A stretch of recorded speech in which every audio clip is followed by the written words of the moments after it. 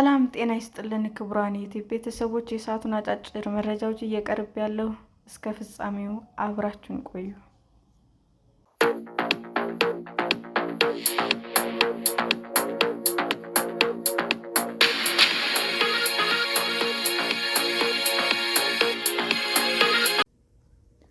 ፑቲን የዩክሬንን ወታደሮች ዶንባስን እንዲለቁ ካልሆነ ሩሲያ በኃይል እንደምትቆጣጠረው አስጠነቀቁ። የሩሲያው ፕሬዝዳንት ቭላዲሚር ፑቲን የዩክሬን ወታደሮች ምስራቃዊ ዶንባስን መልቀቅ እንዳለባቸው በድጋሚ አስጠነቀቁ። ይህ ሳይፈጸም በዩክሬን ውስጥ የሚካሄደው ጦርነት ሊቆም እንደማይችልም ይፋ አድርገዋል። የዩክሬን ወታደሮች እነዚህን ግዛቶች ለቀው ይወጣሉ ወይም በኃይል ነፃ እናወጣቸዋለን ሲሉም ለኢንዲያ ቱዴይ ተናግረዋል። ሞስኮ 85 በመቶ የሚሆነውን የዶንባስ ክፍል ተቆጣጥራለች። የዩክሬን ፕሬዝዳንት ቮሎዲሚር ዜሌንስኪ ግዛታቸውን መልቀቅ እንደማይቀበሉ ገልጸዋል። የፑቲን አስተያየት የተሰማው ፕሬዝዳንት ዶናልድ ትራምፕ የአሜሪካን የሰላም ዕቅድ ተደራዳሪዎቹ በሞስኮ ከተደረገ ውይይት በኋላ የሩሲያው መሪ ጦርነቱን ማቆም ይፈልጋሉ ብለው መግለጻቸውን ተከትሎ ነው። ሞስኮ የነበሩት የትራምፕ ተወካይ ስቲቭ ዊትኮፍ የዩክሬን ልዑካን በፍሎሪዳ ለመገናኘት አቅደዋል። ማክሰኞ በክሬምሊን የተደረጉት ውይይቶች ጥሩ የሚባሉ እንደሆኑ የተናገሩት ትራምፕ የሁለቱንም አካላት ፍላጎት ስለማይጠይቅ ምን እንደሚፈጠር ለመናገር በጣም ገና እንደሆነ አክለዋል። የአሜሪካ የመጀመሪያው ሰላም ዕቅድ አሁንም በዩክሬን ቁጥጥር ስር ያሉ የዶንባስ ቦታዎችን ጨምሮ ለፑቲን ለማስረከብ ሀሳብ ቢቀርብበትም የዊትኮፍ ቡድን በሞስኮ አዲስ ሀሳብ ማቅረባቸው ታውቋል።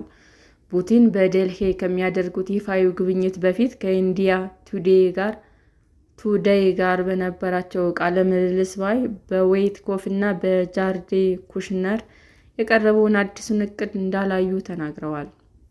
ለዚህም ነው እያንዳንዱ ነጥብ መከለስ የነበረብን፣ ይህም ረዥም ጊዜ ፈጅቷል ሲሉም ፕሬዝዳንቱ ተናግረዋል። ሞስኮ ከአንዳንድ የአሜሪካ ሀሳቦች ጋር እንደማትስማማም ተናግረዋል።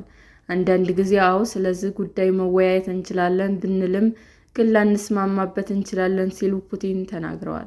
ነጥቦቹ ግን አልተጠቀሱም። በሩሲያ ኃይሎች የተያዙት የዩክሬን ግዛቶች ዕጣ ፈንታና የዩክሬን ደህንነት ዋስትናዎች ዋነኛዎቹ አከራካሪ ነጥቦች ናቸው።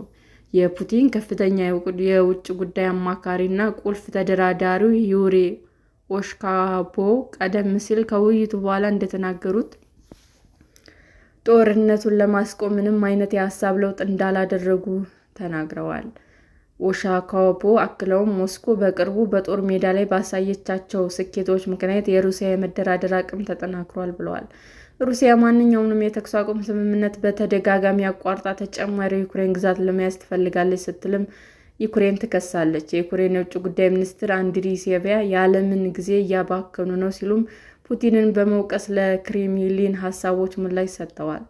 የዩክሬን ማንኛውም ስምምነት ለዩክሬን ጠንካራ የደህንነት ዋስትናዎች ሊሰጥ ይገባል ስትል ለረጅም ጊዜ አጥብቃ ስትጠይቅ ቆይታለች። ረቡዕ ዕለት ዜሌንስኪ ዓለም ጦርነት ለማስቆም እውነተኛ ዕድል እንዳለ በግልጽ ይስማማዋል ብለዋል። ነገር ግን ድርድሩ በሩሲያ ላይ ባለው ጫና በማሳደር ሊደገፍ ይገባል ሲሉም ገልጸዋል። ኪየቭ እና የአውሮፓ አጋሮቻቸው ሩሲያ የተኩስ አቁም ስምምነቶችን ሆን ብላ ታቋርጣለች ሲሉም ይከሳሉ። የዩክሬን ፕሬዝዳንት ባለፈው ሳምንት ከፍተኛ ተደራዳሪዎቻቸው ለሞስኮ የሚደግፉ ነው በተባለው ዋናው የአሜሪካ የሰላም ዕቅድ ላይ አንዳንድ ቁልፍ ለውጦችን ማድረግ ችለዋል ብለዋል። የአሜሪካና የዩክሬን ተደራዳሪዎች በጋራ በሰጡት መግለጫ የተሻሻለ የሰላም ማዕቀፍ እንዳዘጋጁ ተናግረው ተጨማሪ ዝርዝር መረጃ ግን አልሰጡም። ከአውሮፓ የመጡ ከፍተኛ ተደራዳሪዎች ባለፈው ሳምንት በስዊዘርላንድ ከዩክሬንና ከአሜሪካ ቡድኖች ጋር ለብቻቸው ተገናኝተዋል። የጀርመን ደር ስፒግል የዜና ድረገጽ የአውሮፓ መሪዎች በአሜሪካ የሰላም ዕቅድ ላይ ያላቸውን ስጋት የገለጹበት ምስጢራዊ ቅጂ እንዳገኙም ዘግበዋል።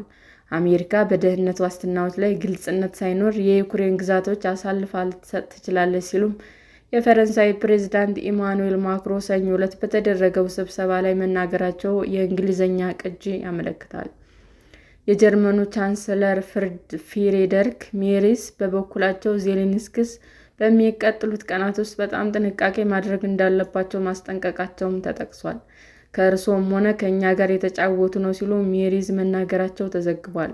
የፊንላንድ ፕሬዝዳንት አሌክሳንድር ሶቶቭ ደግሞ የዩክሬንና ቮሎዲሚርን ብቻቸውን ከእነዚህ ሰዎች ጋር መተው የለብንም ሲሉም ተናግረው ነበር። ቢቢሲ የተጠቀሰው የስብሰባ ቅጂን አላገኘም። ሰላም ጤና ይስጥልኝ ውድ የዩቲዩብ ቤተሰቦቼ እንዴት ናችሁ? አዲስ ጀማሪ ነኝና ሰብስክራይብ ያደረጋችሁ አበረታቱኝ። አመሰግናለሁ። ክቡራን የዩቲዩብ አድማጮቻችን ለሰዓቱ ያቀረብኩላችሁ አጫጭር መረጃዎች ይህንን ይመስል ነበር። በሌላ መረጃ እስክንገናኝ ሼር፣ ላይክ፣ ሰብስክራይብ እንዲሁም ቢቀርብልን የምትሉት መረጃ ካለ ኮሜንት እያደረጋችሁ ቸር ቆዩን።